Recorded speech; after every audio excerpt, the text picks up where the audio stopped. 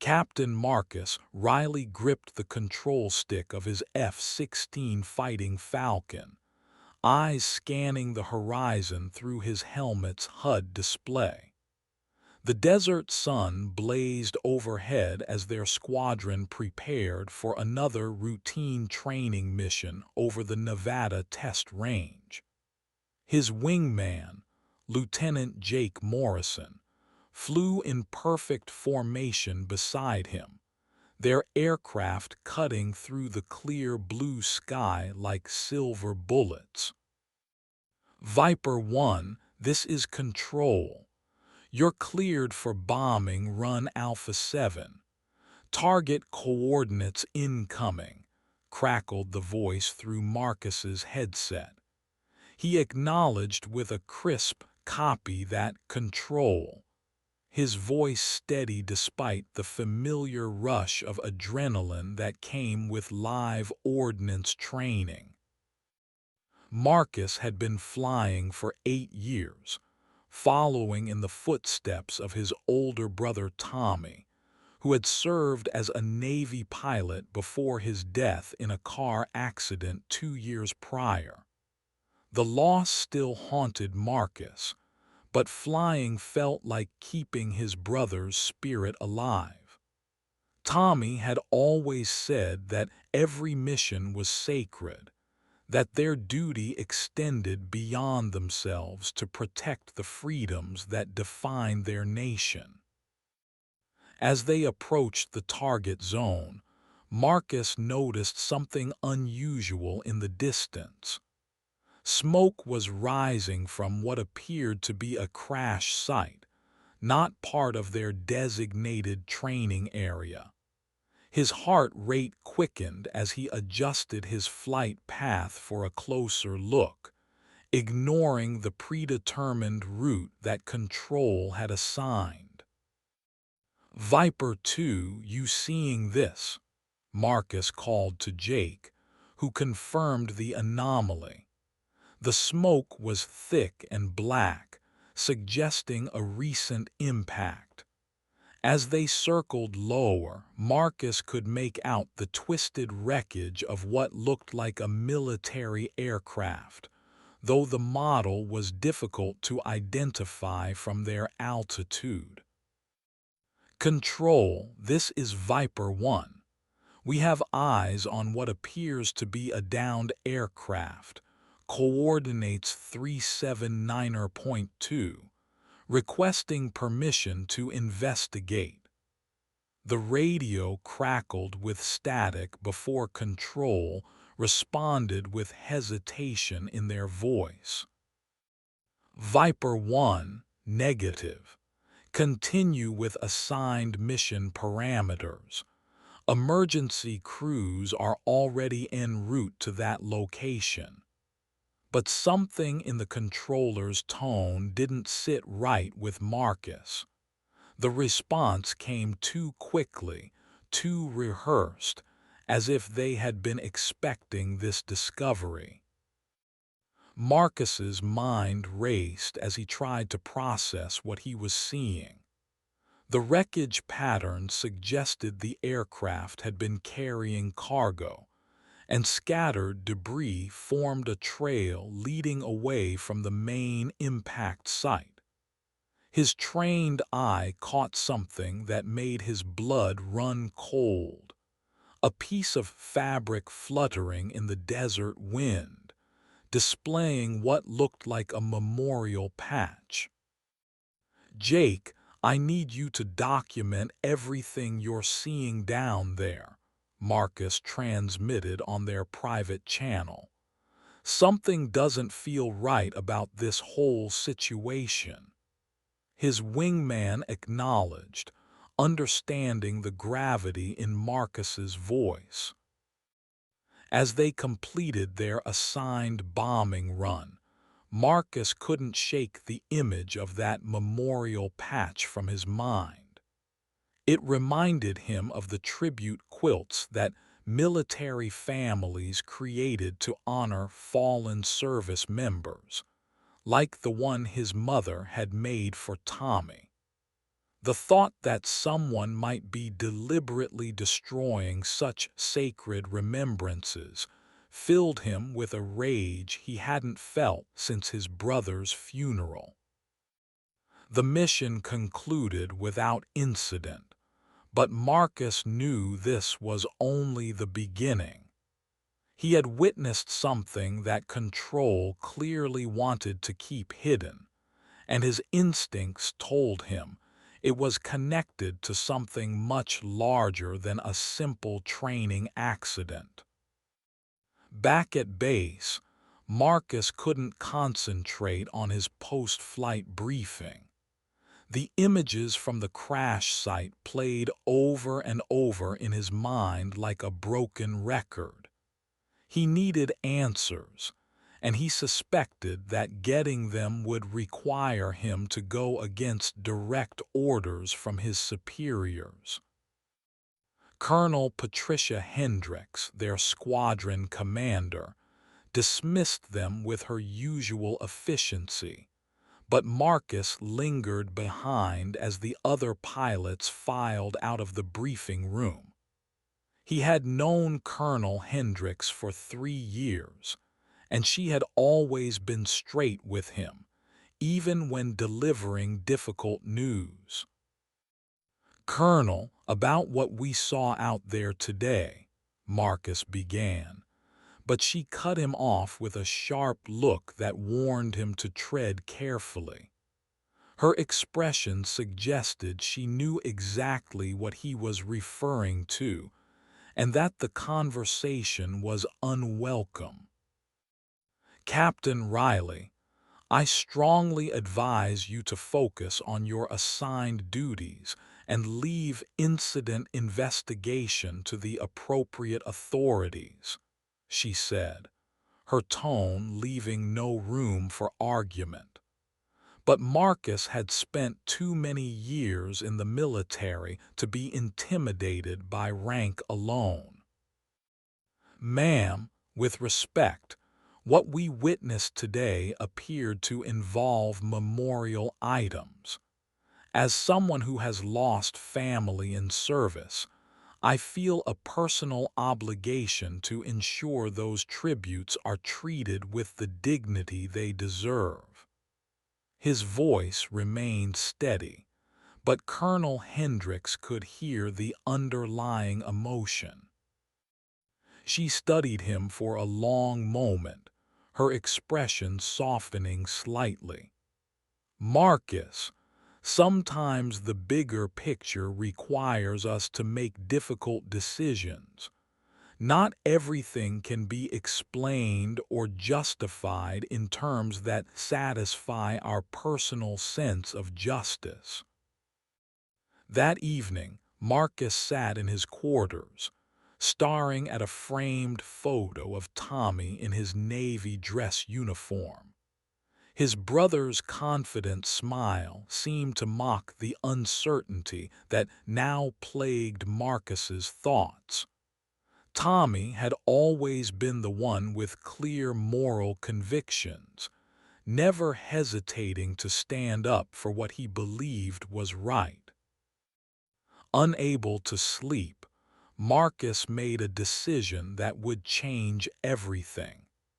He would conduct his own investigation into the crash site, even if it meant defying direct orders.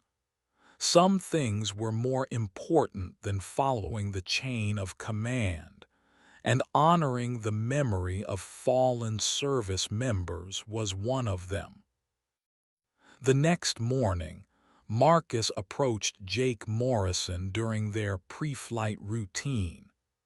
Jake was the kind of pilot who followed orders without question, but he also had a deep respect for military tradition and the sacrifices made by those who served before them. "I need to ask you something, and I need you to be completely honest with me," Marcus said, checking to ensure they weren't being overheard. "What you saw yesterday, the memorial patch in the wreckage, did you get a clear look at it?" Jake's expression grew serious as he considered the question. I saw enough to know it wasn't standard military equipment. It looked handmade, like something a family member would create. He paused, studying Marcus's face. Why? What are you thinking? Marcus took a deep breath before responding. I think someone is deliberately destroying military memorials, and I think our superiors are covering it up. I can't prove it yet, but I intend to find out the truth. That's a serious accusation, Marcus. Are you sure you want to go down this path? It could end your career if you're wrong. Jake's concern was evident, but Marcus had already made his decision. Some things are worth the risk, Marcus replied, echoing words his brother had spoken years earlier. I owe it to Tommy and to every other service member who has made the ultimate sacrifice to ensure their memories are protected. That afternoon, Marcus volunteered for a solo reconnaissance mission, claiming he needed to log additional flight hours to maintain his certification. Colonel Hendricks approved the request without suspicion, trusting Marcus's professionalism and dedication to his duties. As soon as he was airborne and out of radio range, Marcus diverted from his filed flight plan and headed toward the crash site. The desert landscape stretched endlessly below him, broken only by the occasional military installation or abandoned mining operation. When he reached the coordinates, Marcus was shocked to find the crash site had been completely cleared. Where twisted wreckage had been scattered across the desert floor just 24 hours earlier, now only disturbed sand and tire tracks remained. The efficiency of the cleanup operation suggested significant resources and planning. Marcus circled the area several times, using his aircraft's camera systems to document everything he could see. The tire tracks led to a service road that connected to a larger network of military transportation routes. Someone had gone to great lengths to erase all evidence of whatever had happened here. As he prepared to return to base, Marcus noticed something glinting in the sand about a mile from the original crash site. He descended for a closer look and saw what appeared to be a small piece of fabric caught on a piece of sagebrush. His heart pounded as he realized it might be a fragment from the memorial patch he had seen the day before. Marcus knew he couldn't land his F-16 in the desert to retrieve the evidence, but he carefully noted the GPS coordinates and took detailed photographs. The fabric appeared to be part of a larger design, possibly including text or symbols that would help identify its origin. Back at base, Marcus's mind raced with the implications of what he had discovered. The rapid cleanup of the crash site suggested a coordinated effort to conceal evidence, but evidence of what? And why would anyone want to destroy military memorials? He spent the evening researching similar incidents online, searching through military forums and news reports for any mention of memorial desecration or unusual aircraft crashes. What he found disturbed him more than he had expected. Several families had reported the mysterious disappearance of memorial items they had created for fallen service members. In each case, the items had been submitted to military authorities for inclusion in commemorative displays or ceremonies, only to vanish without explanation. The pattern suggested a systematic effort to collect and destroy these personal tributes. Marcus realized he was dealing with something far more sinister than a simple cover-up. Someone was actively targeting the ways that military families honored their fallen loved ones, and they were using official channels to do it. The next morning, Marcus made a decision that would forever change his relationship with the military hierarchy. He requested a meeting with Colonel Hendricks, intending to present his findings and demand a full investigation into the systematic destruction of military memorials. "Colonel, I believe we have a serious problem that extends far beyond the crash site we witnessed yesterday," Marcus began, laying out printed photographs and research documents on her desk.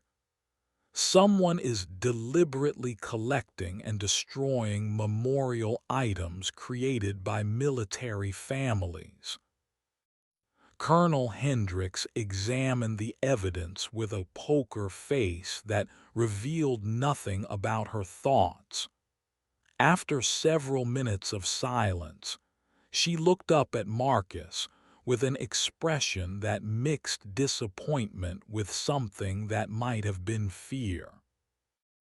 "Captain Riley, you have exceeded your authority and violated direct orders by conducting unauthorized reconnaissance," she said quietly. "What you've stumbled upon is classified at levels far above your clearance, and your continued investigation puts not only your career but also national security at risk." Marcus felt his world tilting as the implications of her words sank in. "Are you telling me that our own military is systematically destroying memorials created by the families of our fallen service members?" "I'm telling you that some operations require sacrifices that extend beyond the battlefield," she replied. "The families who created these memorials signed agreements transferring ownership to the military for use in classified programs. What happens to those items after that transfer is not their concern." The betrayal Marcus felt was deeper than anything he had experienced since Tommy's death. The institution he had devoted his life to serving was treating the sacred memories of fallen heroes as expendable resources in some unnamed classified program. What kind of program could possibly justify destroying the last tangible connections between families and their fallen loved ones? Marcus demanded, his voice rising despite his efforts to maintain military bearing. Colonel Hendricks stood and walked to the window, gazing out at the flight line where F-16s were being prepared for the day's training missions.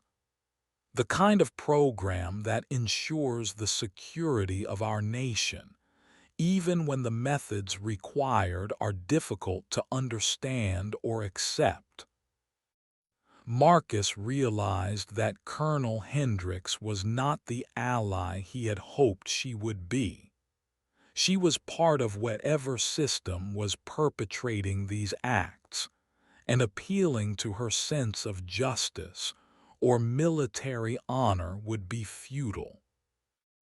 "I want to speak with someone higher up the chain of command," Marcus said, knowing he was probably sealing his fate but unable to remain silent. "This is wrong, and I won't be complicit in covering it up. Captain Riley, you are hereby relieved of flight duties pending a full investigation into your unauthorized reconnaissance and violation of direct orders," Colonel Hendricks announced formally. "You will report to Major Stevens in security for immediate debriefing." As Marcus left the colonel's office, he felt the weight of his brother's memory pressing down on him. Tommy had always said that a person's true character was revealed not in moments of comfort, but in moments when doing the right thing required sacrifice. Walking across the base toward the security office, Marcus made a decision that would change everything. He would not allow his brother's memory, or the memories of countless other fallen service members, to be dishonored by a system that treated their family's love as classified material to be destroyed.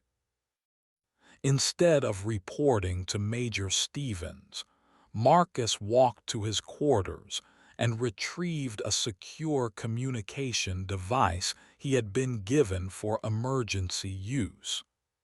He was about to commit an act that would end his military career and possibly land him in prison, but he could no longer remain silent. Marcus composed a detailed message to Senator Patricia Williams, who served on the Senate Armed Services Committee and had a reputation for holding the military accountable to civilian oversight. He included copies of all the evidence he had gathered, along with a full account of his investigation and the responses he had received from his superiors. "Senator Williams, I am a United States Air Force captain writing to report what I believe to be a systematic violation of the trust placed in our military by the families of our fallen service members," the message began. "I have discovered evidence that military memorials created by grieving families are being deliberately destroyed under the cover of classified programs." After sending the message, Marcus knew there was no going back. He had crossed a line that would make him a target of the very institution he had sworn to serve. But as he looked at Tommy's photograph one more time, he felt a sense of peace that had eluded him since his brother's death. Within hours, Marcus was arrested by military police and charged with multiple violations of the Uniform Code of Military Justice. His security clearance was revoked, his personal effects were seized, and he was confined to quarters pending court-martial proceedings. But Senator Williams had received his message, and she was not the kind of person to ignore credible allegations of misconduct within the military.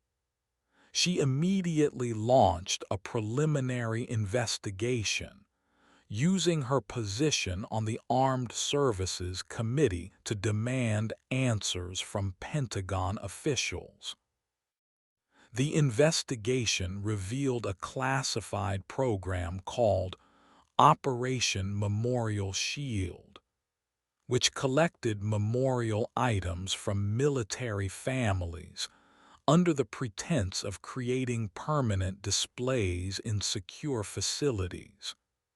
In reality, the items were being destroyed as part of a psychological warfare research program designed to study the effects of memorial desecration on enemy morale. The program had been operating for over 5 years, collecting hundreds of memorial items from unsuspecting families who believed they were contributing to lasting tributes to their fallen loved ones. Instead, their precious mementos were being systematically destroyed in experiments that violated every principle of military honor and family trust. Senator Williams's investigation expanded rapidly as more families came forward with stories of memorial items that had disappeared after being submitted to military authorities. The scope of the deception was staggering, affecting thousands of military families across all branches of service.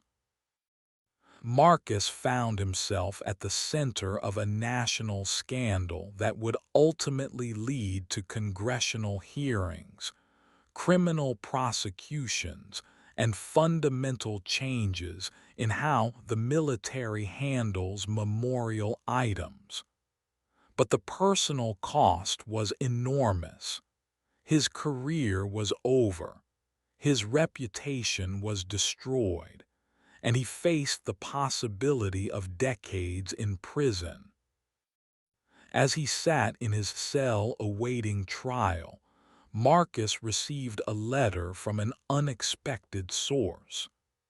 Mrs. Dorothy Chen, whose son had died in Afghanistan, wrote to thank him for exposing the truth about what had happened to the memorial quilt she had made in her son's honor.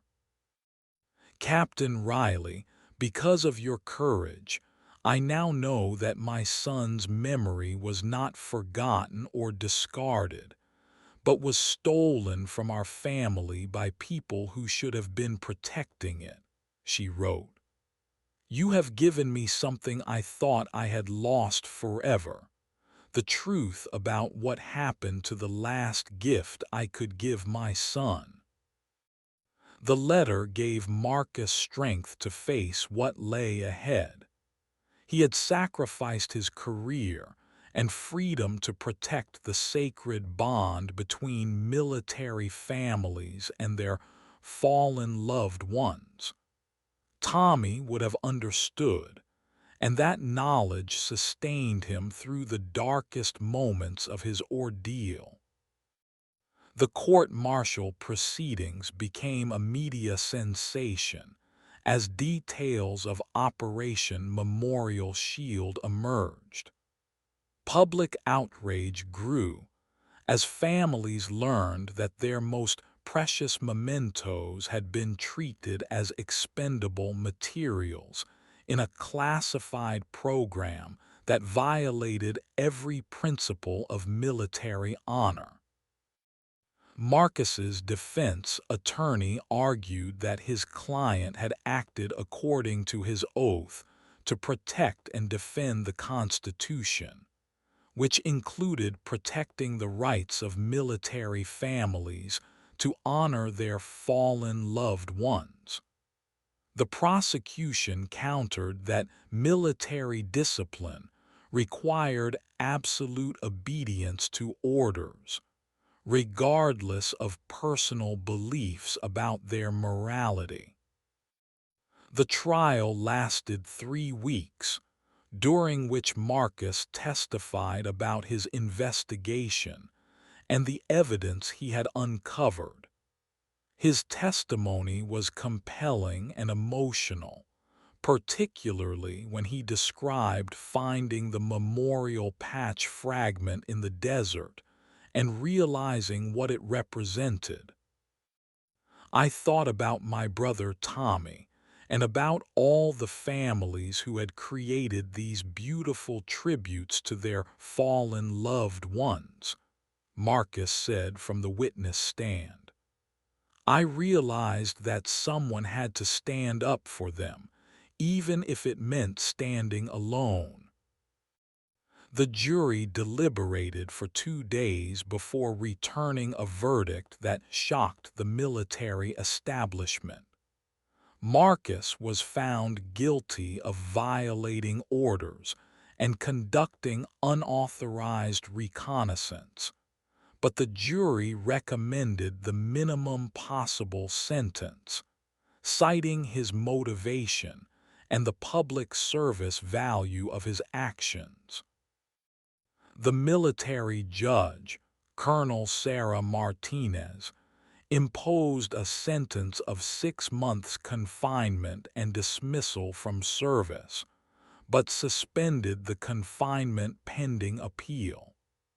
In her sentencing statement, she acknowledged the moral complexity of the case and the difficult position Marcus had faced. Captain Riley violated his orders and his oath of military obedience, Judge Martinez said. But he also acted to protect the sacred trust between our military and the families who sacrifice so much for our freedom.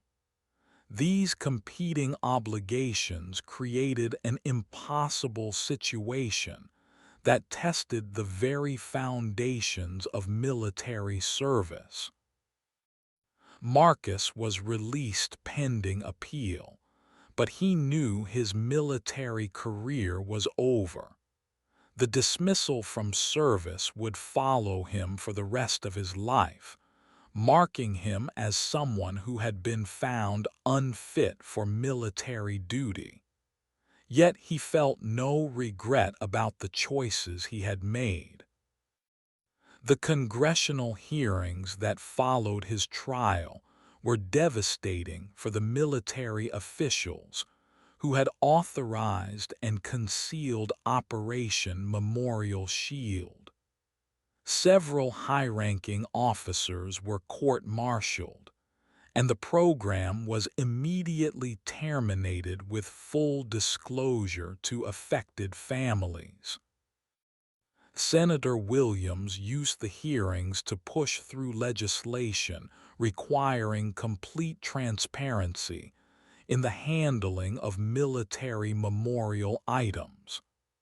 The Military Memorial Protection Act established strict guidelines for the collection, display, and preservation of family tributes, with criminal penalties for anyone who violated these protections.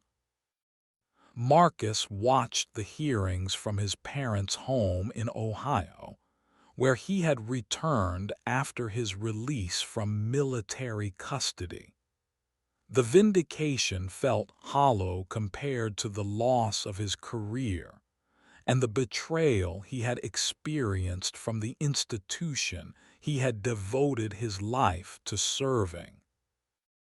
His mother, Helen Riley, had followed every detail of the scandal with a mixture of pride and heartbreak.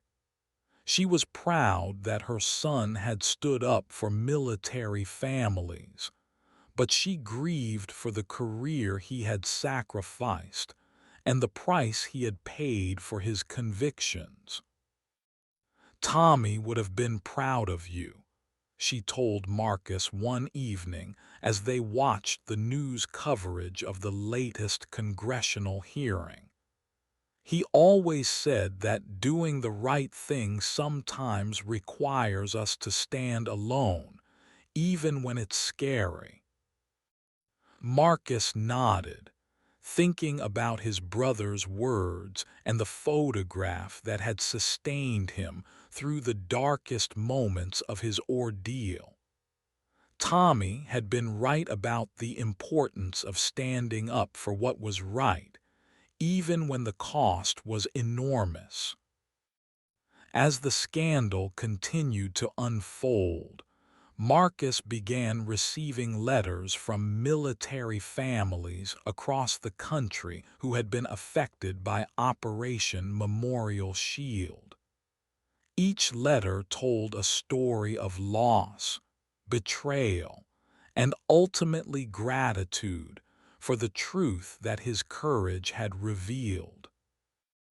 One letter particularly moved him. It came from Robert and Janet Morrison, whose son David had died in Iraq.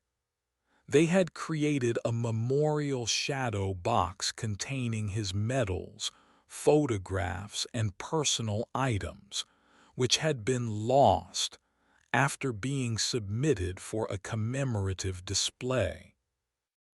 Captain Riley, we had given up hope of ever knowing what happened to David's memorial, they wrote. Your investigation revealed that it was destroyed in a laboratory as part of an experiment. While this truth is painful, it's better than the uncertainty we lived with for 3 years.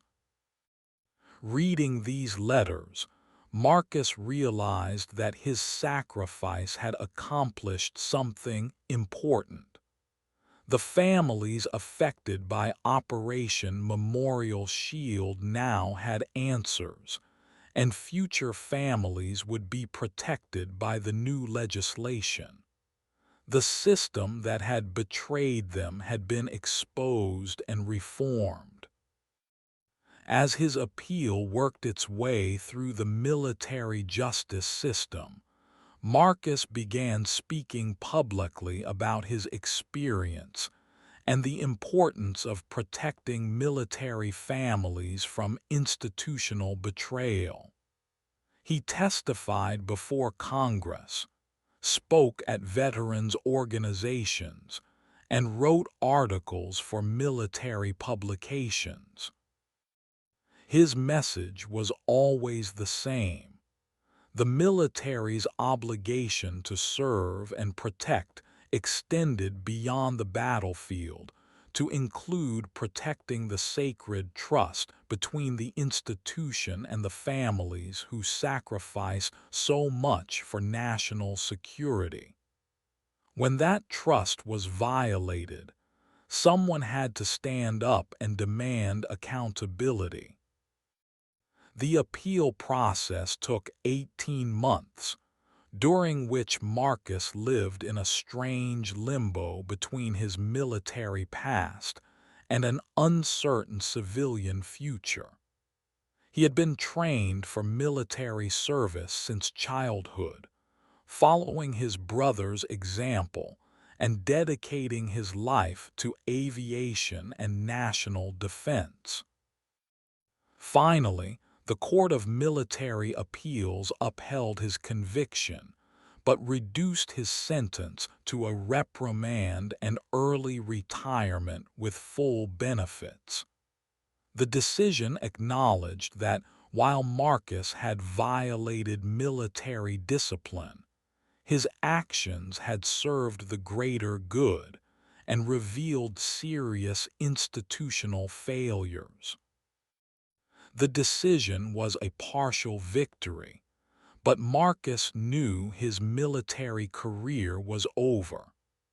At 34, he would need to rebuild his life as a civilian, carrying the knowledge that he had sacrificed everything to protect the memory of his brother and thousands of other fallen service members. He used his early retirement to establish the Military Memorial Protection Foundation, a nonprofit organization dedicated to ensuring that family tributes to fallen service members are treated with the dignity and respect they deserve. The foundation provides legal assistance to families whose memorials have been lost or damaged, and advocates for stronger protections at the federal level. The Foundation's first major case involved helping Mrs. Dorothy Chen recover compensation for the memorial quilt that had been destroyed in Operation Memorial Shield. The case resulted in a settlement that provided funds for a new memorial and established a precedent for other affected families. Marcus often thought about the moment when he first saw that memorial patch fluttering in the desert wind. That single image had changed everything, setting in motion a chain of events that cost him his career, but ultimately protected countless military families from similar betrayals. As he worked to build the foundation, Marcus received an unexpected visitor. Colonel Patricia Hendricks, who had been forced to retire early due to her involvement in Operation Memorial Shield, came to his office to apologize for her role in the scandal. "Marcus, I want you to know that I believed I was serving the greater good when I tried to stop your investigation," she said, her voice heavy with regret.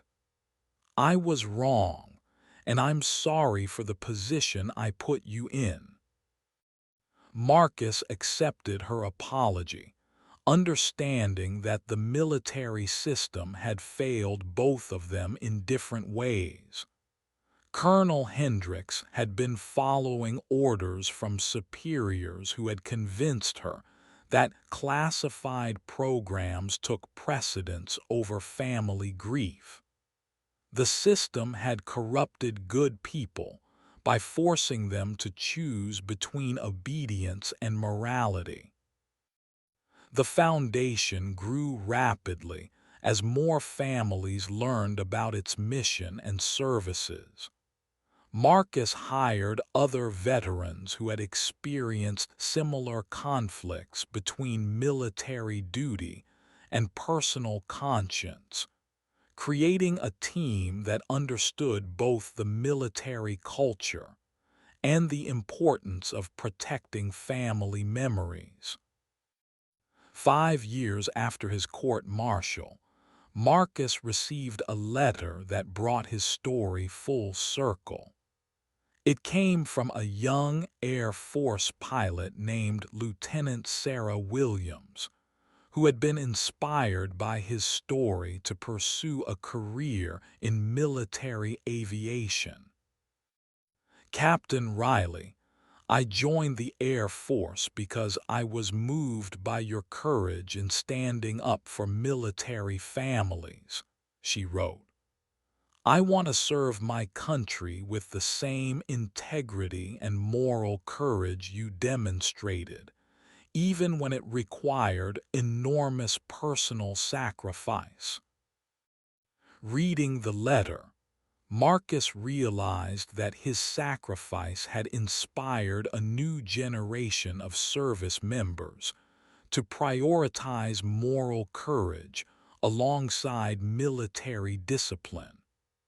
The scandal had not only protected memorial items, but had also started a broader conversation about the importance of ethical leadership in the military. The Military Memorial Protection Foundation continued to grow, eventually expanding its mission to include education programs for military personnel about the importance of protecting family trust and the ethical obligations that come with military service. Marcus often spoke at military academies and officer training schools, sharing his story and encouraging young leaders to consider the broader implications of their decisions. His message was always the same. True military leadership requires the courage to stand up for what is right, even when it comes at personal cost. As he reflected on his journey from F-16 pilot to advocate for military families, Marcus felt a sense of peace that had eluded him since Tommy's death. He had honored his brother's memory not through military service alone, but through the courage to protect the sacred bond between military families and their fallen loved ones. The photograph of Tommy still sat on his desk, but now it was surrounded by letters from families who had been helped by the foundation and young service members who had been inspired to pursue military careers, guided by moral courage rather than blind obedience. Marcus knew that his story was far from over. The Foundation's work would continue as long as military families needed protection from institutional betrayal, and the lessons learned from Operation Memorial Shield would guide future generations of military leaders. Looking back, Marcus realized that the moment he chose to investigate that crash site had been the most important decision of his life. It had cost him his military career, but had given him something far more valuable: the knowledge that he had stood up for the memory of his brother and thousands of other fallen heroes when no one else would. The F-16s still flew overhead occasionally, reminding Marcus of the life he had left behind. But he had found a new mission that was just as important as any he had flown: protecting the sacred trust between military families and the institution they served, ensuring that the memories of the fallen would never again be treated as expendable materials in the pursuit of classified objectives.